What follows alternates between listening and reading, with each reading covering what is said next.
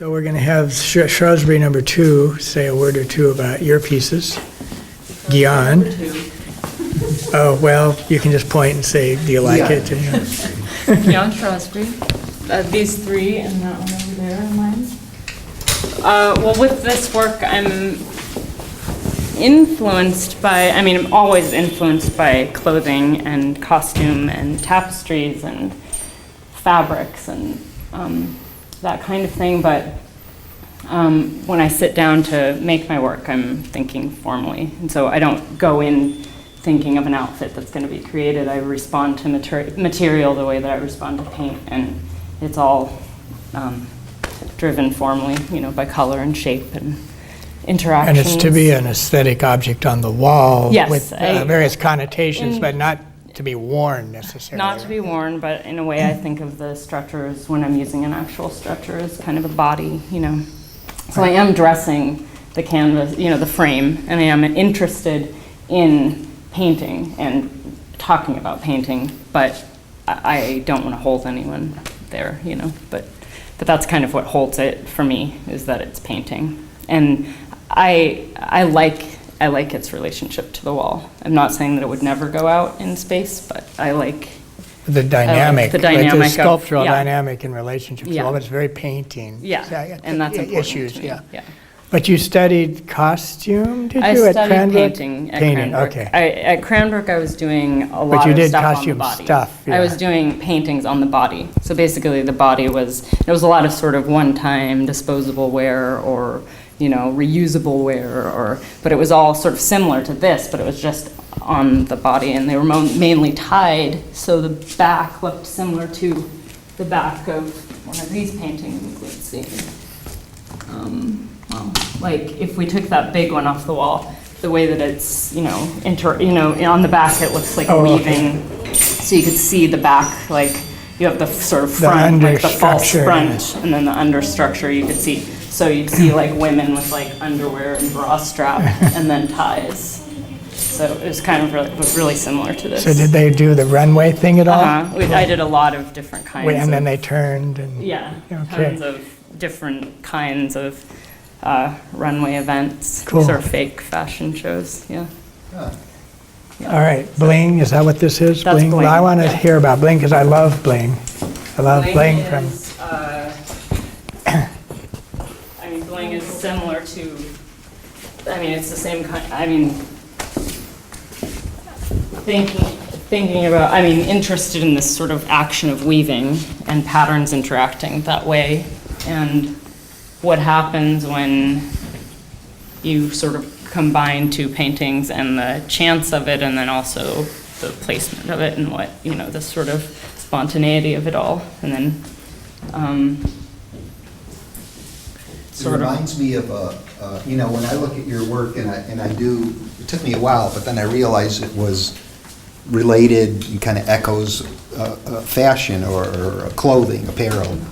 And so this one, I see that like, it could be this, it's this abstracted piece and all, but it could be like you go into one of these places that have all the bolts of fabric, and you unroll this fabric, and here it is. So in a way, it's these are maybe more considered, I don't mean more considered by you as the artist, but I mean, these are more formed already, where we can kind of see the direct relationship to like a purse or something somebody would wear. Even though it doesn't have to be, it can be more literal, or a more there are a lot of associations. So this to me, it hasn't yet developed into this. It's the bolt, the fabric. It's the raw thing in a way. Yeah. And it doesn't have to be, like you say, none of this it doesn't. Right. You don't have to know. Or like when you go into a fabric shop and you start, like laying out the bolts. Exactly. And the way that, I love the way they all just interact naturally, and it's just this really. Amazing fabrics. Yeah.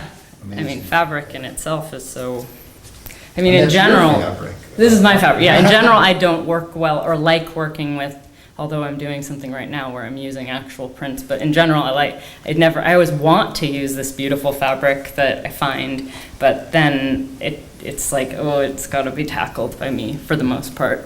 So I need to make my own patterns, but that doesn't mean I can't ever use fabrics that are made, but in general, it's important to me that I'm painting the patterns, and then they get torn, you know, they get cut up.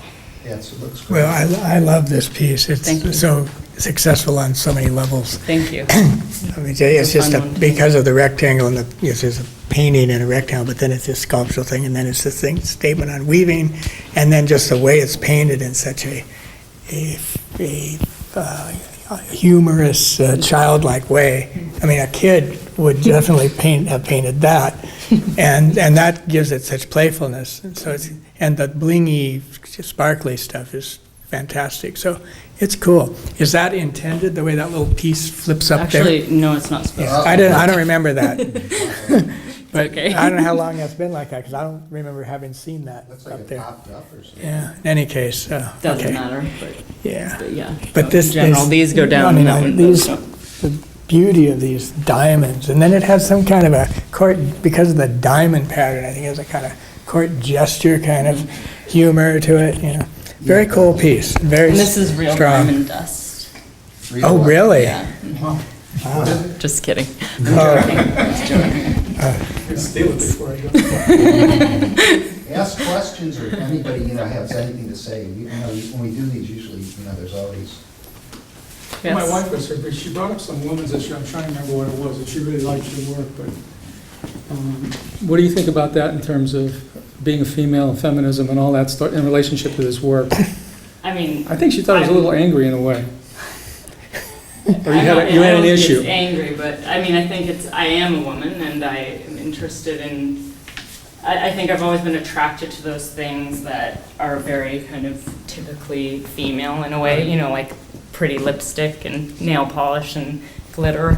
But I also am not that kind of a girl, and I mean, not whatever that means, but I think that there's some sort of play with that, but I don't want it to be heavy-handed, and I mean, the fact that it's gross and beautiful at the same time. And I mean, I think if you're a woman and you're making work, you're making work as a woman. I mean, I don't know. So I mean, I what- don't like to make big statements about Right. that. Now we got Bob will talk about his pieces and what you're doing with the sculptural pieces, Bob is a veteran painter in Los Angeles and here in the Midwest for much of his life.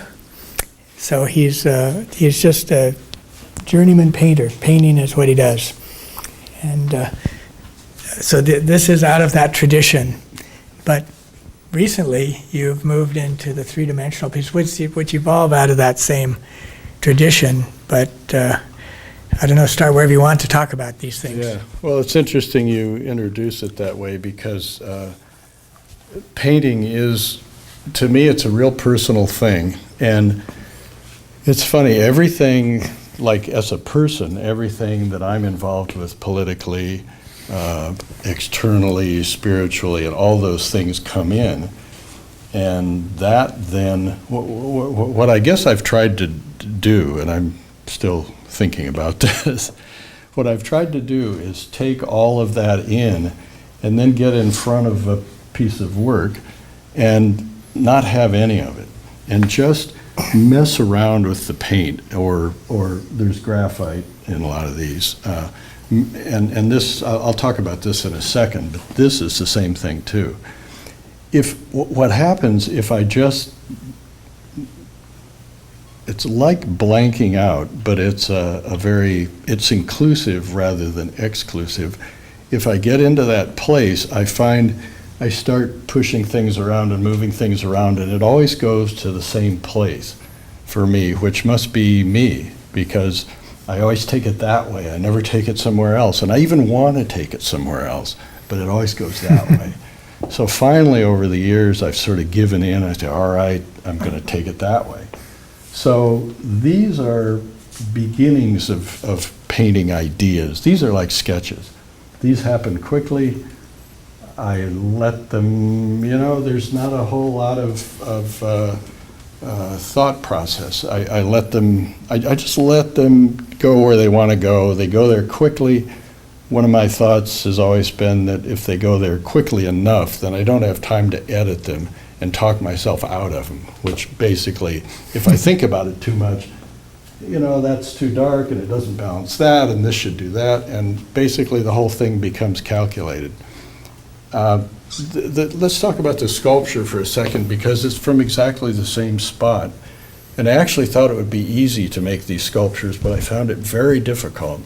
And I've got quite a few of them. This is the only one that was even marginally successful, and but the idea here is, rather than taking paint and just sort of seeing what happens, take a bunch of fabric and plastic and wire and enough of structure to hold it up, and just bend it around, crunch it around, and see what happens. It's the same process, and it's just like a painting.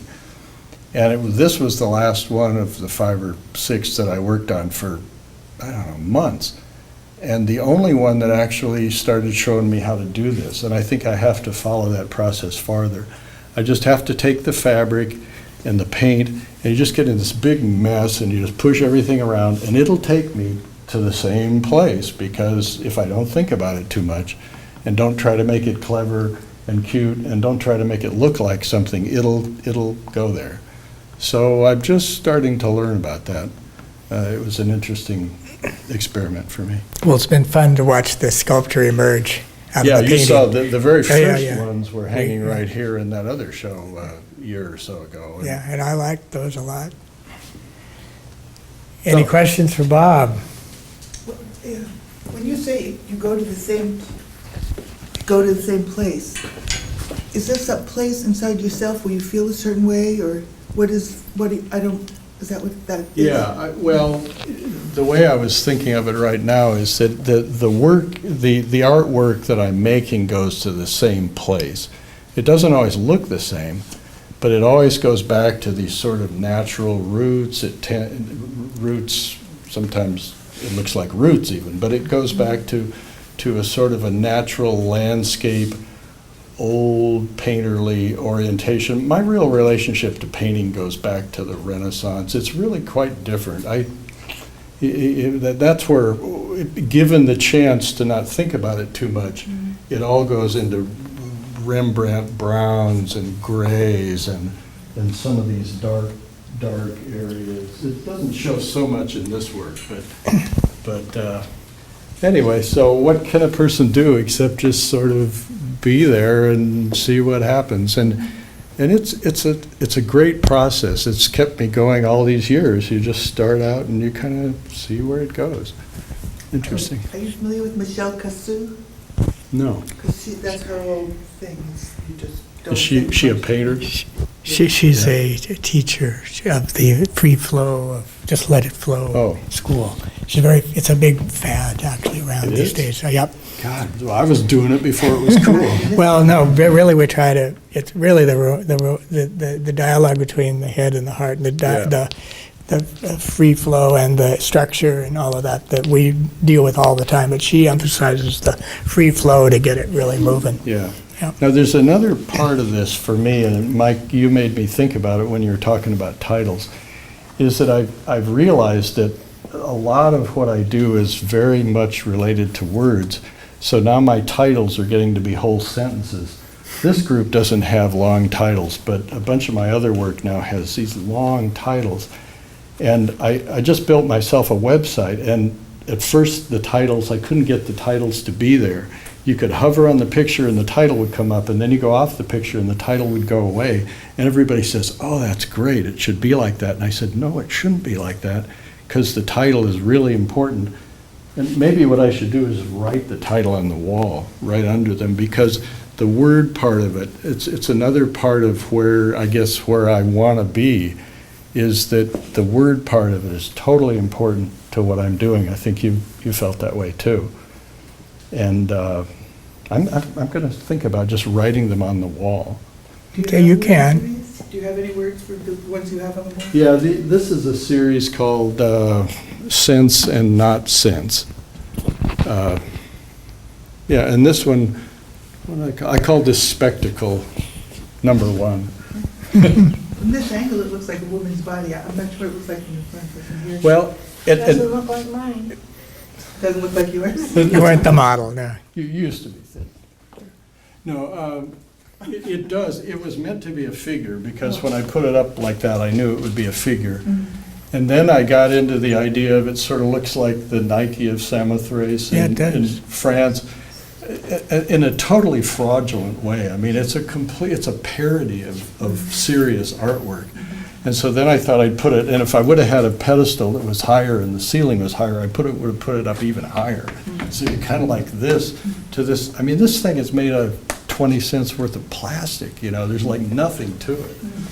So that was an important part of the whole idea. It's kind of like faking serious artwork. And there's the whimsy right there. That for me, it's rather whimsical to even do something like this. When you talked about a similar process between these and the sculpture, what I'm interested in is, did you feel any transition into working in 3 dimensions that was different than the way you approached it before? Well, first of all, you got to deal with stuff, you know, different kinds of Yeah. stuff. And Well, that was, since you're a sculptor, part of the trouble was dealing with stuff. That, you know, as soon as, when I deal with paint, it's real fast, and I can do it, and if I didn't like that, I could make it white that fast. And, you know, when you deal with serious material, oh, God, it's so slow. And so that's partly why I ended up with this sort of sculpture I'm trying to make sculpture as fast as painting, and it isn't quite, but, yeah, it's hard to do. yeah, it's hard to do. And it's partly why I've done sculptural things ever since college, really, a little bit all along. But I never could really go there because it always was too, there were too much craftsmanship, it took too much time. I could see you working with this thing and saying, damn, it's finally finished, now I could paint it. Well, I call this a painting and not a sculpture, and I'm going to make some more of these, and I'll always call them paintings, because it's just something to hang paint on. I mean, this one happens to be flat, that one happens to be 3-dimensional. What is your background material on those? Is it a stiffened fabric? There's plexiglass, acrylic plastic underneath this.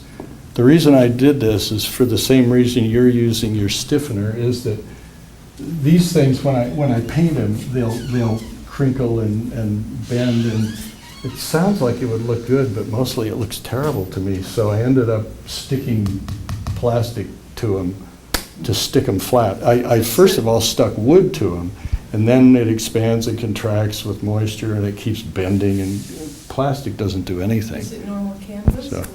Yeah, this is muslin on these, and that's a different kind of fabric, a gauze-like fabric. But yeah, just lightweight fabrics. But I've done this, the acrylic plastic thing I've used to stick a lot of my paintings to for years, because I wanted them flat. I didn't want very much of an edge. And God, they just don't look right if they're not flat. Are those Velcroed onto the wall, or? Yeah, these are Velcroed onto the wall. Since this is the very last moment of the show, take it off. So Thanks for that idea. it's that simple. That's great. So it's a simple. He's a pioneer in this. Yes. Yeah, I'm probably. He's been doing this for some years now. I have kind of a biographical question. How much time do you spend in LA, or are you here permanently? I've been here for years. Came from LA before. Funnily enough, I'm going to go back there later this year and spend some more time. So we'll see, maybe split time, both places. It's another discussion, but Yeah. I've been thinking about LA art, and I've actually been looking up a bunch of LA artists, wondering what these people have done in the last 30 years, and frankly, I can't relate to much of it, but That's another discussion. that's a whole. But LA is another discussion, because I am from LA. I know. Yeah. And, but Culver City was like just the end of the world Yeah, it with was nothing. like the pit. And I haven't been back since it became the center of the art world. So things change. Things change. But I did watch everything move, like from La Cienega Boulevard to, La Brea and Melrose and all of that. It keeps moving around, which is what artists do. They find a cheap area, and then Yeah. everybody moves in. I was just going back to the idea of these going left or right, and you always end up going somehow to the same place. It just seems to me, I mean, the people we've seen today, all of us have different, almost imprinted, I would say, we're almost printed with what we come out with. I mean, I'm a cartoonist and I never took any art classes, and now I'm doing something realistic. But I mean, it's been 40 years without doing one realistic thing. And he does this, and you do, you know what I'm saying, with fabric? I mean, it's like, isn't it already there somehow? And you just trip over it and say, oh my God, I can do that. But I think a lot Seems of like people that. in their student years have to, they go to school and you learn and try everything out, and you're inspired by this and that, and you copy this and that, and then usually takes another decade before you kind of like find yourself, which has been in there all the time, but you haven't allowed it to happen because you wanted to be doing something more than yourself somehow.